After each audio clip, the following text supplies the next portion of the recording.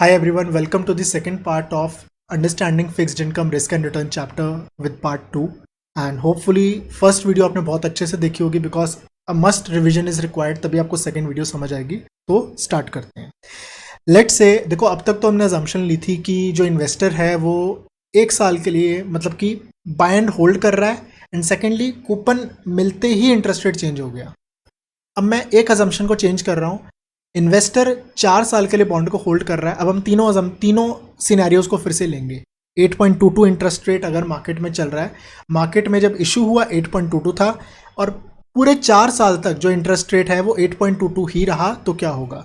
बिना कैलकुलेशन के आपको आंसर बताता हूँ। The answer is 8.22। रीज़न क्या है? क्योंकि कूपन आपको टाइम पे मिला, हम ये अज्यूम कर रहे हैं। इंटरेस्ट रेट मार्केट पे उतना का उतना ही रहा, सो दैट्स वाई क्या होता है, और जो इंटरेस्ट रेट चेंज ही नहीं हुआ तो प्राइस इफेक्ट और कंपाउंडिंग इफेक्ट दोनों इक्वल ही आएंगे। तो इसलिए एक्चुअल रिटर्न और मार्केट रिटर्न दोनों सेम आएंगे। This you should know. अगर इंटरेस्ट रेट इकोनॉमी में नहीं चेंज हुआ तो उस केस में कंपाउंडिंग डिस्काउंटिंग कुछ भी करो, आगे पीछे जहां मर्जी ले जाओ, आपको मिलना तो उतना ही है।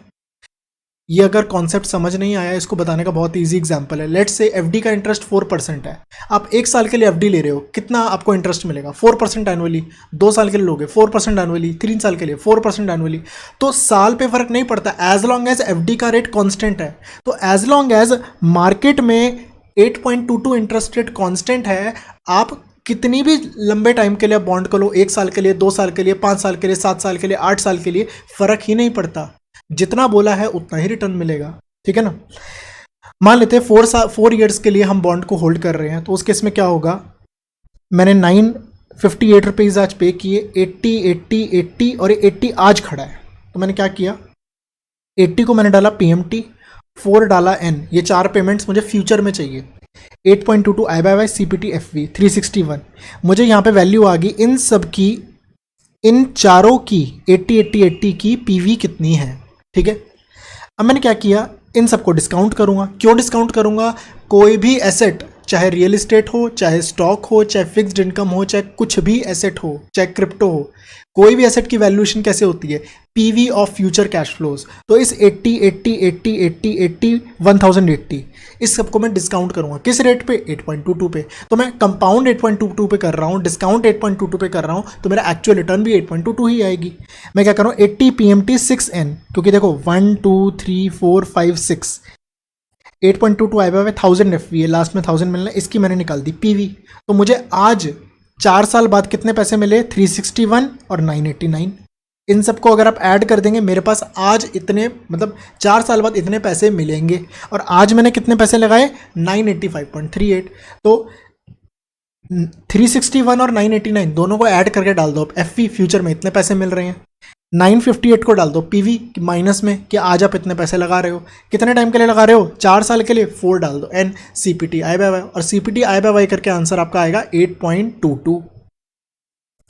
एज सिंपल एज दैट, जैसे हमने लास्ट किया है।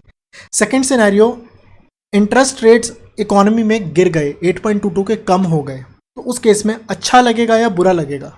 अच्छा लगेगा या बुरा लगेगा? देखिए, बहुत अच्छी सी मैंने एक स्माइली बनाई हुई है, इससे आपको आइडिया लग जाएगा।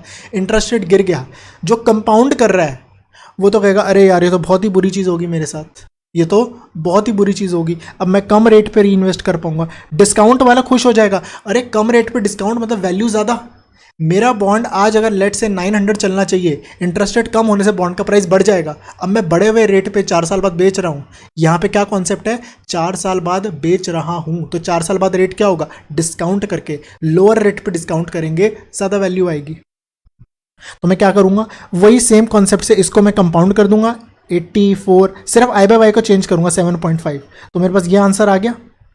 और इन दोनों को ऐड करके अगर मैं रिटर्न निकालूंगा, आंसर हमारा 8.81 आया है। ज़्यादा आंसर क्यों आया है? क्योंकि यहाँ पे प्राइस इफेक्ट ने आउट पावर किया है री इन्वेस्टमेंट इफेक्ट को। क्यों? क्योंकि यहाँ पे डिस्काउंटिंग आप ज़्यादा चीज़ों की आप कर रहे हो। इंटरेस्ट रेट गिरने से ये बहुत ज़ोर का बेनिफिट मिला है, और यहाँ पे जो लॉस हुआ है वो बहुत ही छोटे से 80 कैश फ्लोज का थोड़ा सा हुआ है लॉस। दैट्स वाई ये इफेक्ट को आउट पावर किया है। ये price effect had out powered री इन्वेस्टमेंट इफेक्ट। अब आपका क्वेश्चन आ रहा होगा, अब ये कैसे पता चलेगा कि कौन सा इफेक्ट आउट पावर करेगा, किस में ज़्यादा आएगा, कम आएगा? आराम से बताएंगे अगले सेशन में। यही है, इसी को एक थीम मैं वही बताया, लास्ट क्लास में मैंने एक थीम बताई थी कि 20 साल में बैठेंगे तो क्या होगा।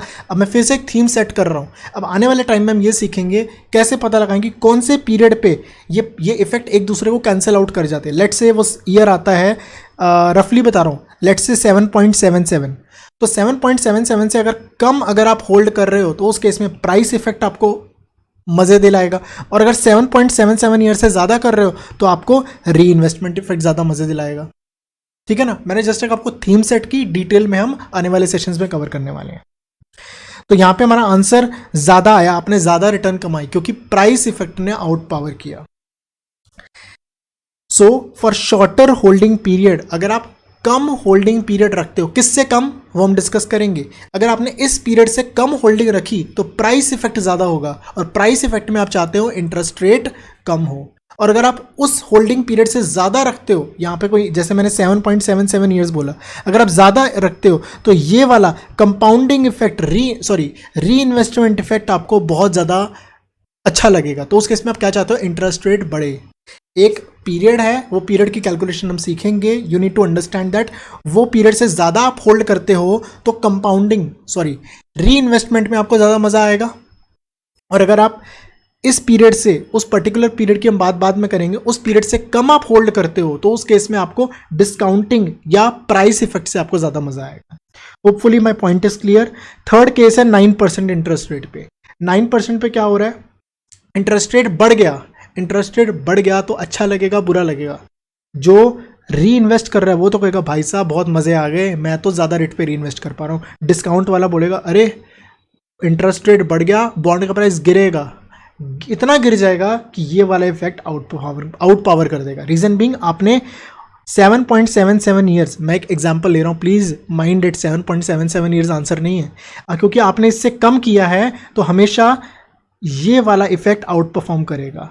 और ये वाला इफेक्ट सैड है। क्यों सैड है, क्योंकि इंटरेस्ट रेट बढ़ने से बॉन्ड प्राइस गिरता है एंड उसका इफेक्ट ज़्यादा आएगा। और अगर आप वही सेम कैलकुलेशन करेंगे, I won't go into the maths, मैं सीधा चीज़ पे आ रहा हूँ, तो हमारा आंसर आ रहा है 7.6। आपने 8.22 से कम कमाया, दैट इज 7.6% आपने इंटरेस्ट आपने अर्न किया। So for shorter holding period, किससे शॉर्टर होल्डिंग पीरियड, एक पीरियड है, पीरियड की बात बाद में करेंगे नेक्स्ट सेशन में, जैसे मैं आपको बता रहा हूँ। प्राइस इफेक्ट डोमिनेट्स, तो प्राइस इफेक्ट में बुरा हुआ। क्यों बुरा हुआ, इंटरेस्ट रेट बढ़ गए, बॉन्ड प्राइस गिर गए, उसका इफेक्ट ज़्यादा आया तो एक्चुअल रिटर्न भी आपकी कम आएगी। Hopefully the point is clear. अगला जो सेशन होने वाला है वो होल्डिंग पीरियड, जो हमने बात की कि होल्डिंग पीरियड, और एक होता है ड्यूरेशन। मैं बोल रहा था ना 7.77 ईयर्स, ये उसी की बात हो रही है। डी मतलब ड्यूरेशन, मैक्यूलेस ड्यूरेशन। तो नेक्स्ट सेशन में हम इस चीज़ के बारे में हम डिस्कस करेंगे। Thank you, bye bye.